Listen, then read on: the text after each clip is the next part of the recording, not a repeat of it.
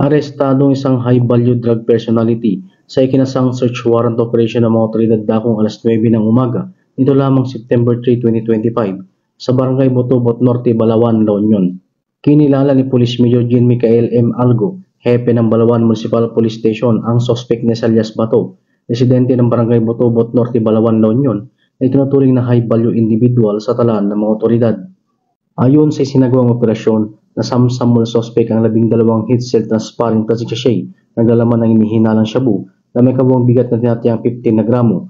Ayon sa mga otoridad, ang halaga ng turang illegal na droga ay humigit kumulang 102,000 pesos. Bukod dito, narekubo rin sa operasyon ang mga iba pang ebidensya tulad ng 6 pieces rolled aluminum foil, 1 piece eyeglass, 1 piece lighter, 1 piece blue sling bag, 1 piece caliber 38 revolver at may kasamang 10 bala. Ang lahat na nakumpiskang ebidensya ay sinalalim sa tamang dokumentasyon at inventaryo. Samantala, ang suspect ay kasalukuyan sa kustodiya ng Balawan PNP at maharap sa kasong paglabag sa Republic Act 9165 o ang Comprehensive Dangerous Drugs Act of 2002 at RA 10591 o ang Comprehensive Firearms and Ammunition Regulation Act. Mula dito sa Ilocos Region, ako po yung Police News Network Correspondent, Patrolman Dennis Carinal, alagad ng batas, tagataguyod ng Balitang Pulis.